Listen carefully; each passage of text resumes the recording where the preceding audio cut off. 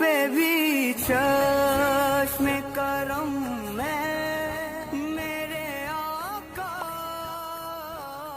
करना तुम्हें। बिस्मिल्लाहिर्रहमानिर्रहीम अल्हम्दुलिल्लाहि रब्बिल आलमीन वस्सलातु वस्सलामु अला सय्यिदिल अंबिया वल मुरसलीन अम्मा बाद।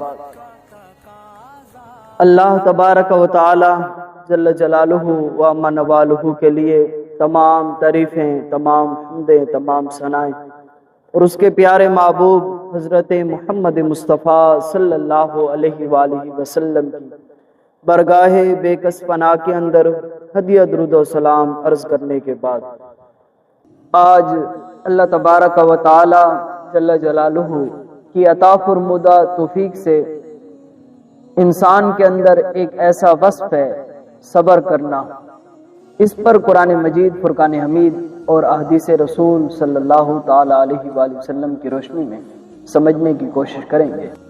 सब्र का लुग़वी माना बर्दाश्त करना, इंतज़ार करना और रुकना है। मुश्किलात के अंदर साबित कदम रहना और परवरदिगार के जो हम पर मुख्तलिफ नेमतें हैं उनका शुक्र बजा लाना, ये भी सब्र के एक हिस्सा है।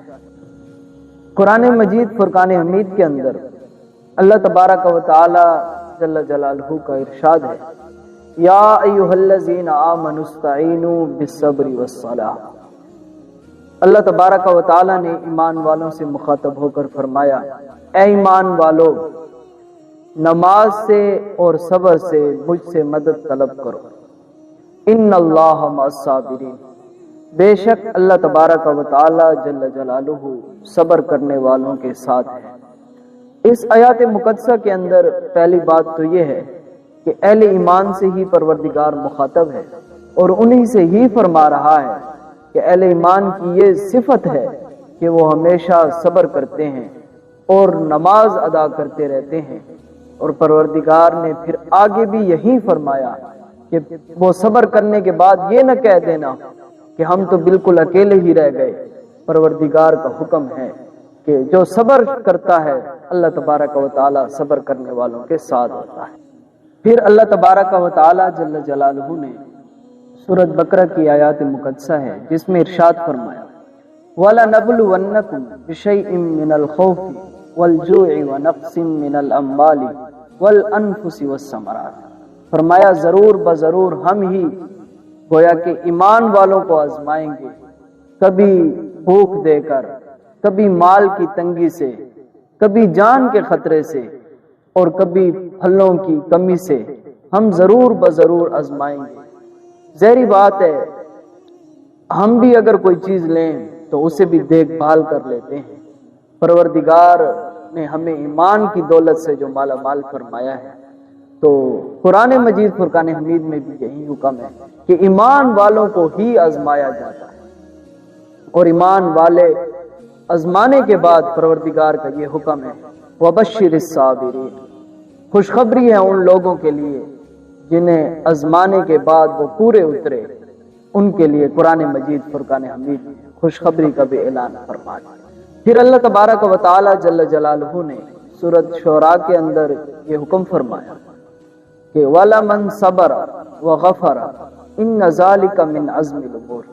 फरमाया कि जो शख्स सब्र करता है और माफ कर देता है, दूसरों को दरगुजर कर देता है, इन्न ज़ालिका मिन अज़्मिल उमूर, ये बड़ा हिम्मत वाला काम है।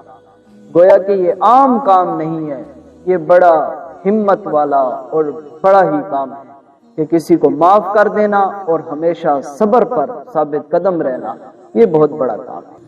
कुरान मजीद फुरकान हमीद में कम अज कम 70 मरतबा सब्र करने की तलकीन फरमाई गई है।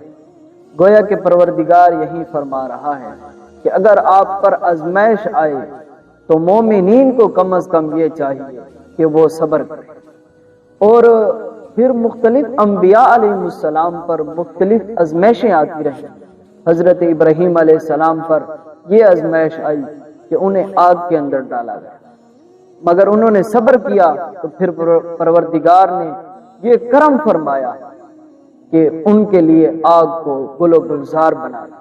حضرت یوسف علیہ السلام کے بھائیوں نے ان کے ساتھ کیا معاملات کیے، انہیں کنویں کے اندر بھی ڈالا، پھر قید خانے میں بھی گئے، لیکن وہ صبر کرتے رہے تو پھر پروردگار نے ان پر یہ کرم کیا کہ اسی ہی شہر مصر کے اندر ان کو بادشاہی نصیب فرما دی۔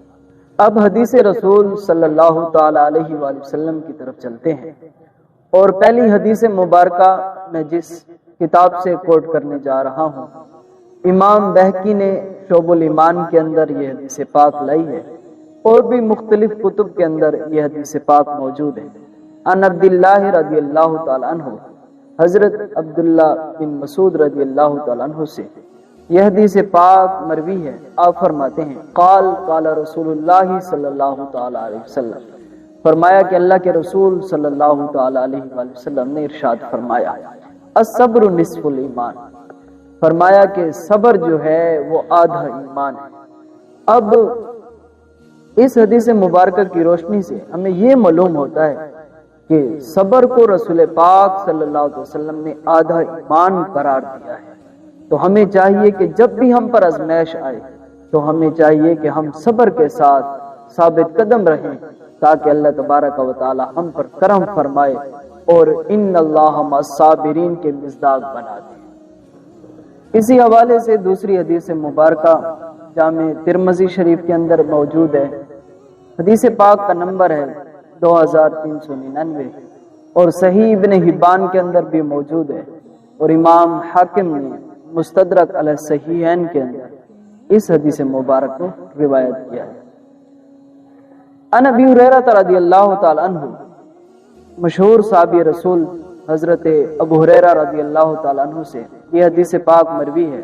آپ فرماتے ہیں قال قال رسول اللہ صلی اللہ علیہ وسلم، فرمایا کہ اللہ کے حبیب صلی اللہ علیہ وسلم نے ارشاد فرمایا ما یزال البلاء بالمؤمن والمؤمنۃ فی نفسہ ووالدہ ومالہ، رسول پاک صلی اللہ علیہ وسلم نے فرمایا کہ مومن مرد اور مومن عورت کو آزمایا جاتا ہے، مسلسل آزمایا جاتا ہے، مال کے ساتھ بھی آزمایا جاتا ہے، اولاد دے کر پھر لے کر اس انداز میں بھی آزمایا جاتا ہے۔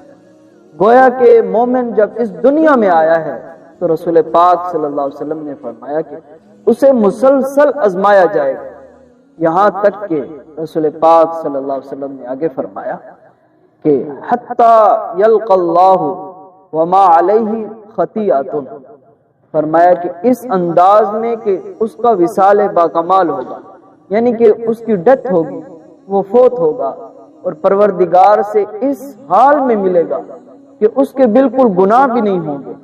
یہ آزمائش آنا گویا کہ اس کے گناہوں کو ختم کرنے کا بہت بڑا ذریعہ ہے۔ تو مومن بندے کو یہ چاہیے اور مومن عورت کو یہ چاہیے کہ وہ ہمیشہ صبر سے کام لے۔